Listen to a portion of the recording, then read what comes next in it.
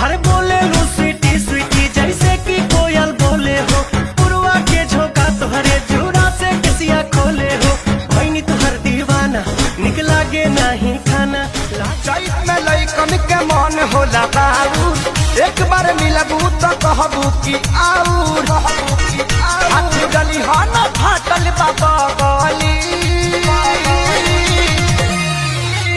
लगा के।